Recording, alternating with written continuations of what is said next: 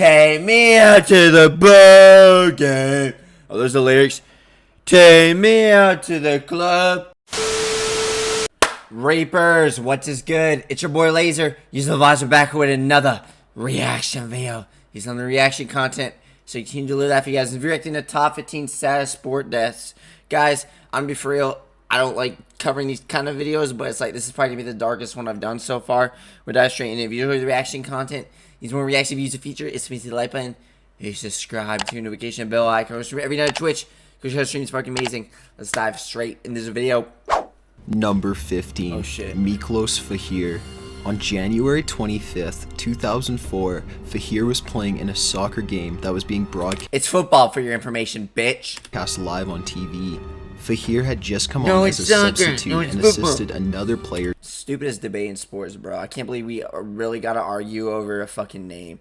I'm gonna be for real, like it should be called football. But I disagree with fucking football fans calling American football egg ball. That's so stupid. It's not called egg ball. Just called American football. The fuck?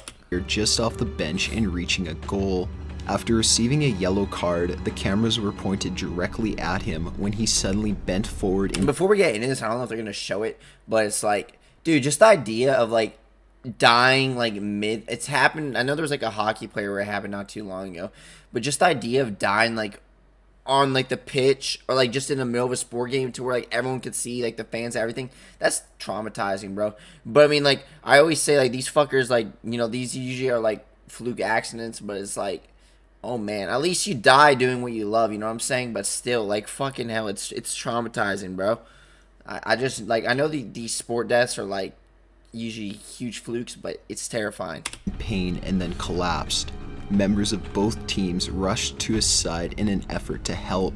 CPR was performed by the medic team. Did buddy have a shit attack? What the fuck? Before an ambulance arrived and he was rushed to the hospital. Oh my god. His condition was covered by the Portuguese media throughout the day, and before midnight, his death was confirmed.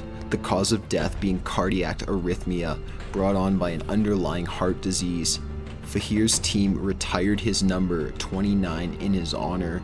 A delegation, damn, so pretty much, fuck no, which included his entire team, traveled to Hungary to present 𝐀𝐫𝐞's parents with the 2004-2005 league championship medal.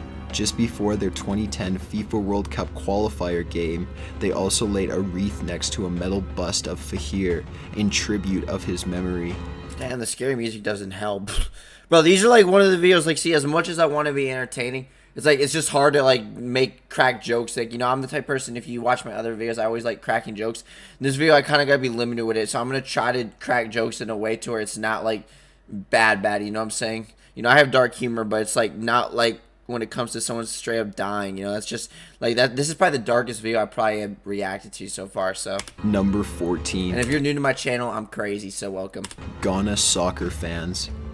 In 2001, Ghana soccer fans were stampeded to death during a game between two of the country's most popular teams. The stampede was a result of, yeah, just the idea of me just being squished like a fucking pancake, bro. Like a bunch of people just like stomping on me. I know that happened at like concerts and shit. That's gotta be one of my worst fears. Dying from like being like stepped on or like a bunch of people just on me. Fuck that shit. Hell no, my bones being cracked, bro. Oh. No. Fans becoming angry during the last 5 minutes of the game. The score was close and the game was pretty intense. Fans started throwing bottles and chairs onto the field. Bottles?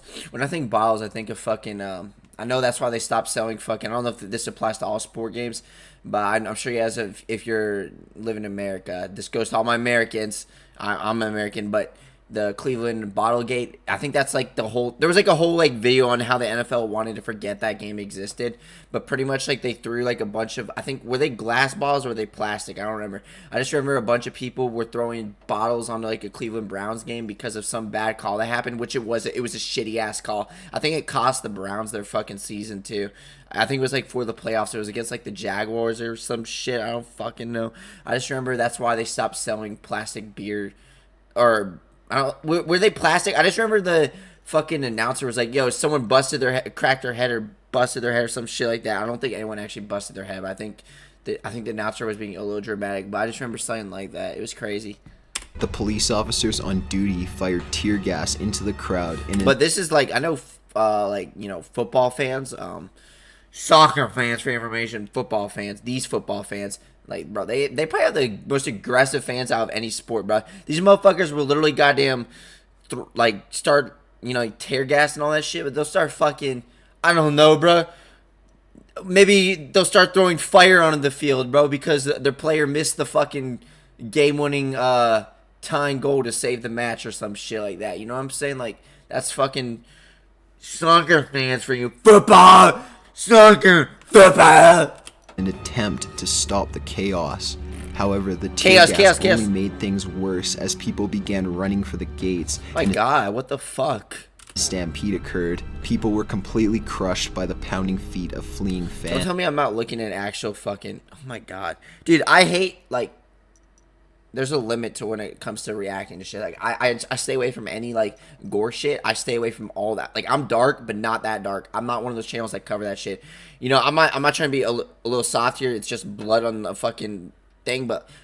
Oh, man, this is definitely going to be one of the most dark videos I probably reacted to 100%. While police reports claimed about 50 deaths, local reports said to have seen as many as 100 deaths related to the incident. It was the 4th soccer-related tragedy to occur in Africa within that month. Number 13. Owen Hart. In May 1999, the 34-year-old WWF wrestler fell to his death during the Over the Edge pay-per-view event. He was being lowered with a harness and grapple line into the ring from a height of about 78 feet. The plan was to keep the entrance comedic, as most of his entrances were. He was to be lowered and then act as though he was tangled before releasing himself onto the ring. Hart had only performed the stunt a few times before and was likely unfamiliar with the equipment. His wife suggested that he may have accidentally triggered an early release. TV viewers luckily did not see the accident. However, audience and crew... I'm confused. Why does it look like a fucking mask in a way? You got like hair and then there's like a little like opening right there. What the fuck? I don't know what I'm looking at. Members did. It's just an illusion. While Hart was being worked on by medical personnel inside the ring, the event only broadcasted views of the audience in shock. Furthermore, television announcer Jim Ross repeatedly told those watching live on pay-per-view that what had just transpired was not a wrestling angle or storyline and that Hart was hurt badly. I know these wrestlers, like, I know they actually do, like, I know it's fake, but it's like, I know they actually, like, dead-ass, like, hurt each other. I know, like, they actually straight up, like, I know it's scripted, but, like, they actually, like, you know, the fucking, like, them hitting each other is, like, that's real. Like, they're actually taking the damage and shit from that. I know they actually straight up, like, take pain from that, from what I'm told, I think, right? Right? I know it's scripted, but it's like, I know they actually, like, dead-ass hurt each other, though. You got motherfuckers throwing goddamn chairs and giving themselves brain damage from that shit. Emphasizing the seriousness of the situation. Owen Hart, Blue Blazer, a very serious situation here at this point in time is being attended to. It's fucking thundering, what the fuck? By the EMTs. This is not a part of the entertainment here tonight. Yeah, like, just that's the thing. That's another thing that's scary about this. Like, these fans probably don't even, like, they probably think it's because, you know, everyone knows wrestling's fake, but it's like they probably think it's just a part of the play, but nah, it's like someone straight up actually, like, got fucked. What the hell? This is as real as it real can be here. Hart was transported to the Truman Medical Center in Kansas City, while several... Hell nah, fuck that shit, bro. Several attempts to revive him were made. He died from his injuries. Some believe he died in the ring. The cause of death was from internal bleeding, from when he fell chest first onto the rope. The WWF management decided to let the show go on despite Hart's death. Hart's family later sued the WWF for how ill-practiced the stunt was and for possible malfunctioning equipment. Number 12. Yeah, fuck that shit. Shannon Stone. On July 7th, 2001, 39-year-old firefighter Shannon Stone took his 6-year-old son, Cooper, to see the Texas Rangers play the Oakland Athletics at Rangers Ballpark in Arlington. I would rather watch paint dry than go to a fucking Texas Rangers versus Oakland A's game, bro. two boring teams. I'm gonna be fair. Didn't the Rangers just win the World Series? I'm gonna be fair, bro. Going to like, look, here's the truth about baseball. You know, I think baseball on TV is mad boring. But I've been to like baseball. Like I've been to one baseball game in person. I went to a Dodgers game once in my life. That shit was actually really fun. Like that shit's really fun. Like dead serious. I think Dodger games or just baseball games in person are actually really fucking fun. You know, you got fucking fans doing "Take me out to the ball game." Oh, those are the lyrics. Take me out to the club. Peanuts and crackers smoking that wood. Their tickets were front row in the left field. Those are the lyrics, On the right? way to the game, they bought Cooper a glove in high hopes that he may catch a ball. During the game, a foul ball was picked up by Josh Hamilton. He I know lost. there's like a huge attendance problem with the MLB though. I think it's like a whole thing. I mean, I'm gonna be for real, like as like out of all major sports, baseball's the most boring. But I think like I still understand why the seats being empty though. Like baseball in person is mad fun to watch. I'm gonna be for real, like watching baseball in person is actually really fucking fun. It's actually really fucking fun. On TV, it's fucking a snooze fest. But it's like when you're in person, it's fun. I think any sport game in person's more fun on TV. Like, I'm be for real, I feel like I wouldn't mind watching a cricket game in person, bro. I'll be for real, like, I know people shit on cricket, but in person it looks mad intense and fun. Like, the fans be going crazy, low-key. No, they don't. The ball up to the stands for a fan to Playoff baseball games, though? Oh, man, that's something else. grab. Shannon leaned over the railing and lost his balance. Yo! He fell 20 feet to the ground, head first onto pavement. Shannon died very shortly after the accident in the hospital. 20, what? The next night, players and fans They straight up showed it? Is this like the actual... showed their mournings by flying the flags at half-mast and wearing black ribbons. They also had a moment of silence for the late father. After this That's... No. tragedy, Hamilton swore off throwing... Is this another reason? Was this at the A Stadium? Is this another reason why they probably... Where is this the Ranger Stadium? I can't tell. I know the A's are moving to Vegas, but I know there was a lot of problems with the fucking A's stadium from when I was told. The Oakland A's, yeah, their stadium. I know there's a lot. I know they're fucking... I think they're tearing it down, literally. I don't know. souvenirs to fans. This led to a letter from Shannon's mom, Suzanne Stone. She pleaded with the baseball player to never end the tradition of throwing foul balls to fans. She said that this was nothing more than an unfortunate accident, and that her son's death would be in vain if it was to end such a long-lived tradition. Number 11, Fuck that shit. Caleb Moore.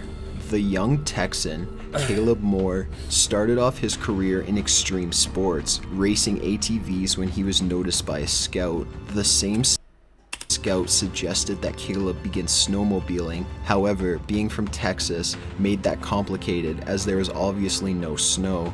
To fix this problem, Caleb's father created a pit for him to practice in. Caleb's first X Games competition was in 2010, where he got a bronze medal in freestyle.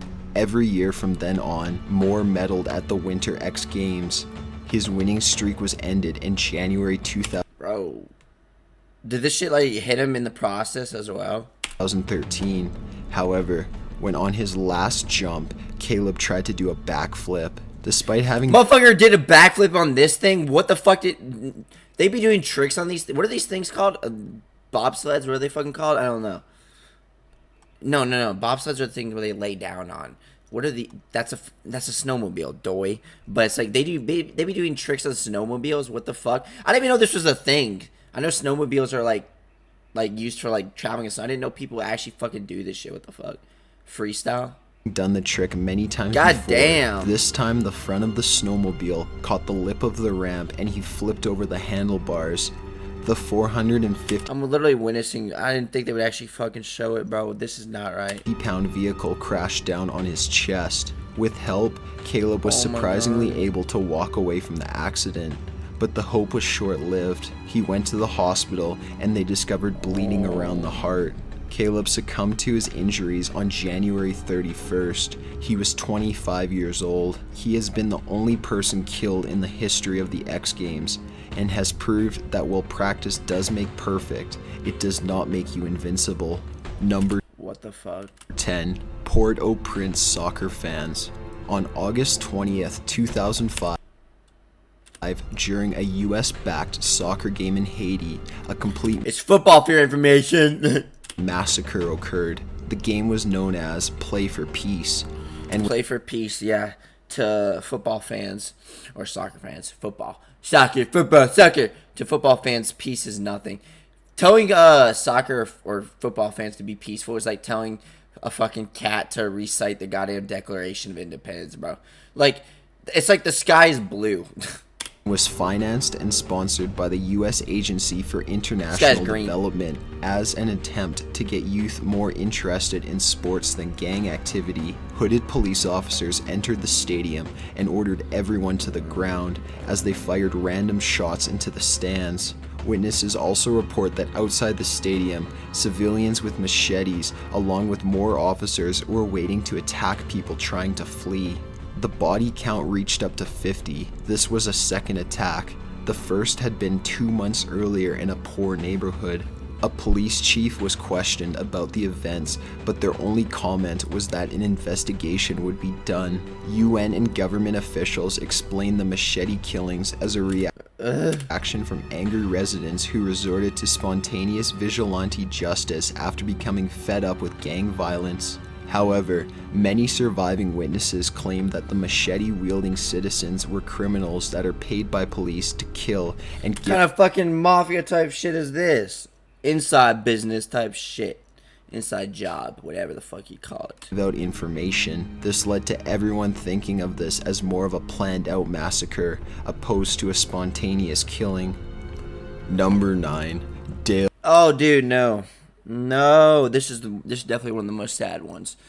This fucker, dude, I think there's like a little footage. I think it literally shows him like actually like talking before it happened, and then like, damn, how the fuck, like, wasn't he like the GOAT of like NASCAR literally, or wasn't he like the GOAT at it?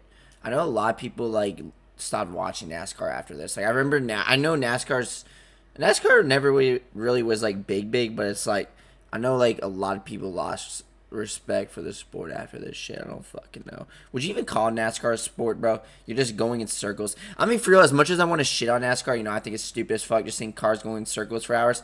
I have to be honest, like, just like there's actually way more like skill involved in it than we think there is. Like, it actually does take a lot of like strategy in NASCAR. Even though to us it's just them going in circles, there's actually a lot involved in it that's like we don't know. Dale Earnhardt, the 49-year-old American race car driver, had gained worldwide fame as a stock car driver for NASCAR before he was like the GOAT of NASCAR.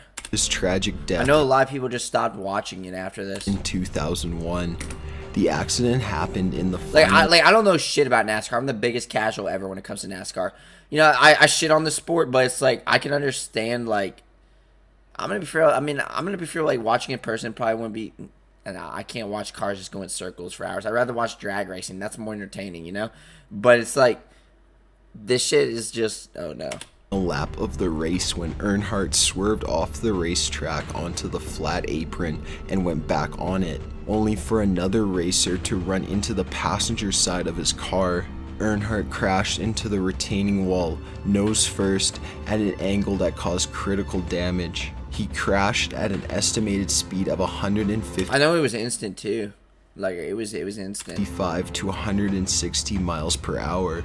The official NASCAR rules state that any driver who is involved in a crash and is unable to drive back to the pits or who must be removed from his car must report to the infield hospital. However, in more severe cases such as this one, the driver may be sent directly to the emergency trauma room at the major hospital near. Dude, the narrator makes the shit more intense. I swear this fucker be making shit so intense, bro. It's traumatizing and scary.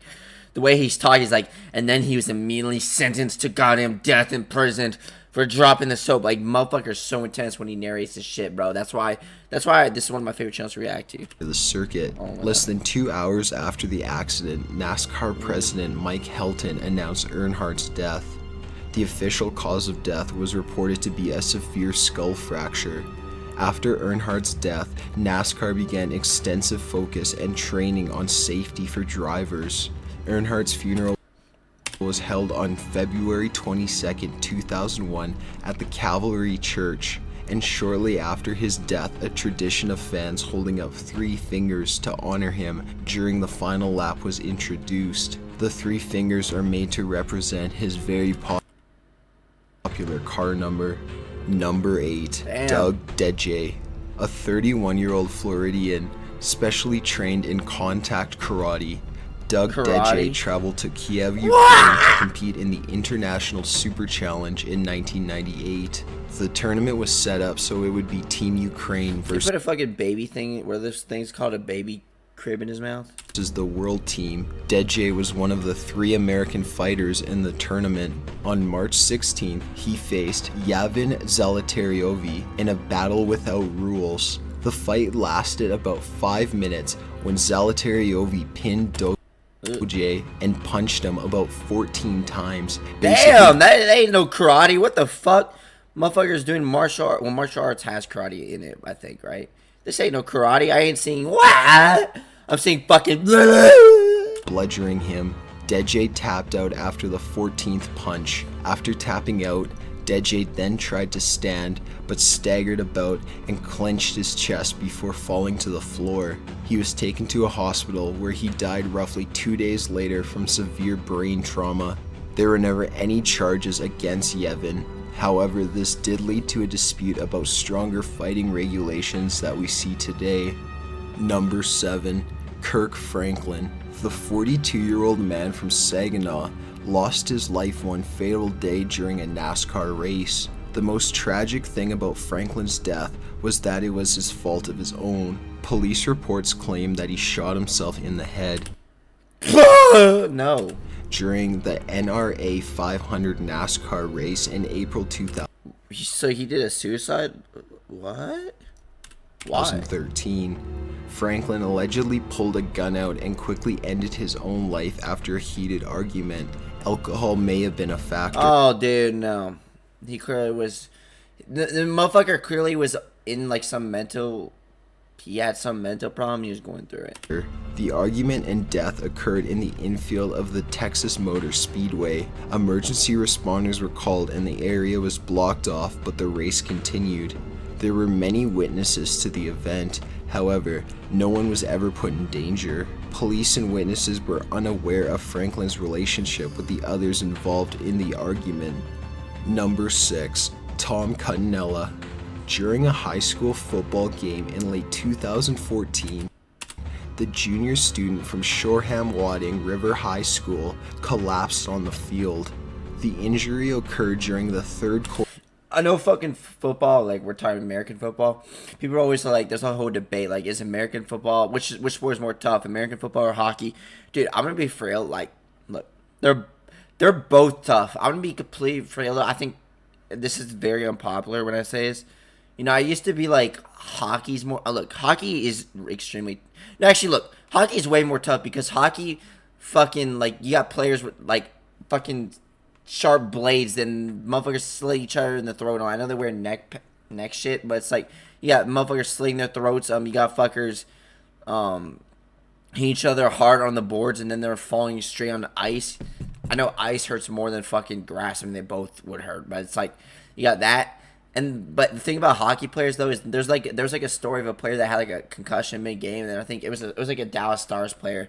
I forgot his name, but he tried to get back in the game after he literally had a concussion. That's serious. And I know for football, it's like usually these players. I mean, I'm not trying to fucking like, they're both dangerous sports. Football is fucking crazy too. Football, but it's like in hockey there was literally I'm not trying to compare it, but it's like there was a player in fucking hockey that had a concussion. He dead ass wanted to get back in the game. I know for football, I don't know if there's ever been a player that's done the same, but it's like I'm not trying to compare it, but it's like. You guys get where I'm going here. But I think they're both tough-ass sports. I think football and hockey are, like, neck to neck, literally. I don't know if you're... I think hockey's more tough, but football's, like, right there as well. Low-key, they're both extremely tough sports, man. Quarter of the varsity game. Dozens of teammates, relatives, and friends waited at the hospital for an update on his condition. As news spread of his death, caused by a severe head injury, students cried out. 2 people fell to the ground, weeping, and dozens of friends and teammates consoled each other, according to witnesses. Number 5. Benny the Kid Paret. Is this boxing? Yep, boxing. Oh no, man. Like, there's been a story about, is this boxing? The Cuban fighter, Benny the Kid Paret, left his family behind. There's a whole story. I don't want to get into it. Boxing, yeah, boxing's. I'm gonna be for real. I think boxing, low-key, could be the most violent sport out there, bro. Motherfuckers literally have given themselves like brain damage from that shit. Literally, there was a whole fucking boxing player that got fucking suffered a head, traumatizing. So that he could box in the U.S. He won the welterweight championship of May 1960, and his very first title defense was against a motherfuckers like have turned into vegetables because of this sport, bro. Crazy. Griffith on April 1st. Boxing, like, to me, boxing is more than a sport, bro. This shit's like deadly. 1961. He won the fight, as well as a second one that followed. Despite Paret's first two meetings with Griffith being brutal, he agreed to a match at Madison Square Garden for ABC's Friday Night Fights event. At the weigh-in, a fight almost broke out between the two when Paret patted Griffith's rear and whispered a gay slur in Spanish. Griffith lunged at him, but the two were broken up before anything Silent beef happened. The fight began on March 24th, 1962, and almost ended in the 6th round when Paret nearly knocked Griffith out. However, Griffith was saved by the bell. When round 12 came around, the tables turned. The announcer speculated that this will probably they didn't stop it? What the be fuck? The tamest round of the entire fight. Seconds after this ironic comment, boxing was very, like, you could just tell how the styles evolved, bro. Like, look how they're, like, punching and shit. It looks so weird. I know it's, like, the quality, but it's like, damn, it's come such a long way. Griffith came in strong and cornered Back then, boxers were like, ugh.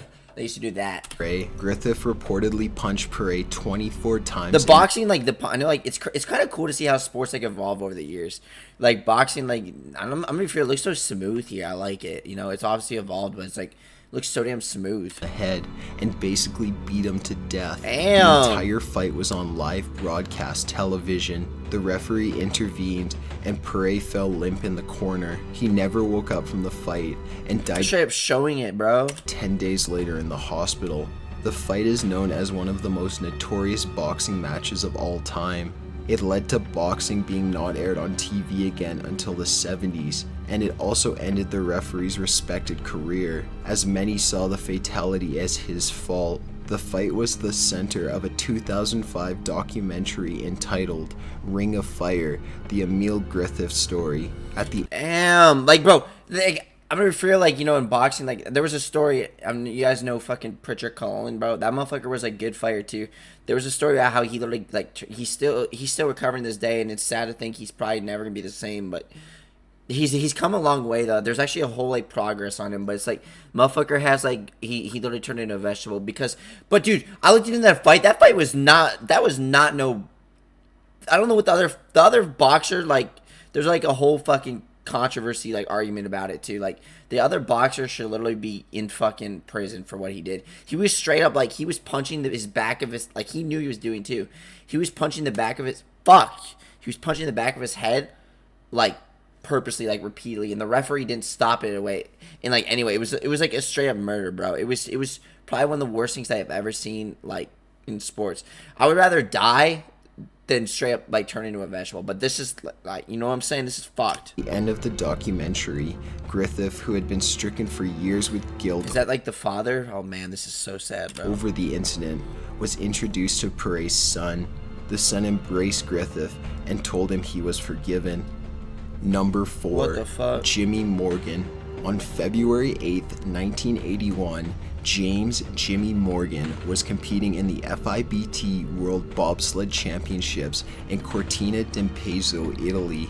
The championship was covered by ABC's Wide World of Sports, and it was the first assignment for the color commentator John Morgan. Wait, what sport is this? Who was Jimmy's brother. It was a very warm day and was causing the ice to melt, which made for very unideal conditions for the race. The melting ice caused the wood that the track was made. This video looks so fucking, looks like it's in a desert. What the fuck? Of to be exposed, just the quality, which is very dangerous for sledders.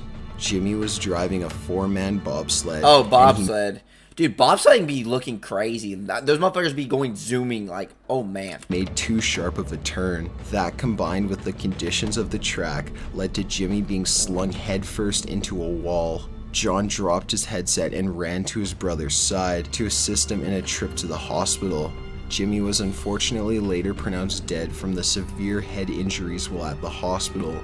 This tragedy, along with the death of a stuntman for a movie, led to the reconstruction of the track to make it a better fit for even the worst weather.